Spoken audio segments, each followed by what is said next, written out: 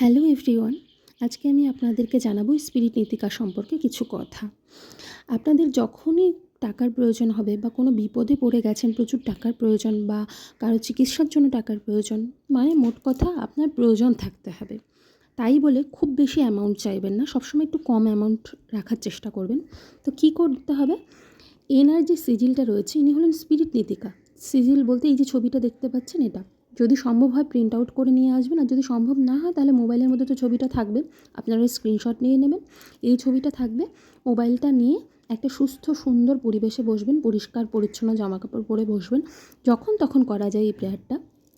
তো বসার পরে আপনি প্রথমে ডিপ ব্রিথ করে নেবেন। করে নেবার পরে 3 বার স্পিরিট নীতিকার উদ্দেশ্যে থ্যাংক ইউ বলবেন। 3 বার বলার পরে নিজের উইশটাকে বলবেন যে, হে স্পিরিট নীতিকা, আমি একটা উদাহরণ দিয়ে বলছি যে 2 দিনের মধ্যে আমাকে 5,000 টাকা কোনোভাবে হোক জোগাড় করে দাও। এইভাবে 3 বার বলার পরে একটা কন্ডিশন থাকে।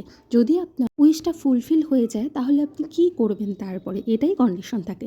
তো কী করতে পারেন, যদি আপনার উইশ ফুলফিল হয়ে যায়, আপনি 10 জন, 20 জন বা 100 জনের মধ্যে ওনার কথা শেয়ার করতে পারেন। মানে স্পিরিট নীতিকা আপনাকে কীভাবে হেল্প করেছিল এবং অন্যদেরও কীভাবে করতে পারে সেই ঘটনাটা শেয়ার করবেন। গ্র্যাটিটিউড জানাতে হয়, এটাই কন্ডিশন।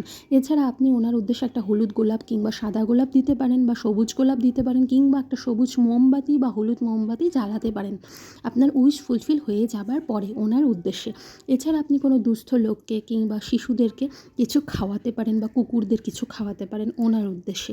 এটা উইশ ফুলফিল হয়ে যাওয়ার পরে। তো আপনি যেটা করতে পারবেন সেটাই কন্ডিশন রাখবেন। আপনি যদি 10 জনের মধ্যে শেয়ার করতে পারেন তাহলে সেটাই বলবেন, আপনি যদি মোমবাতি জ্বালাতে পারেন তাহলে সেটাই বলবেন, এটাই।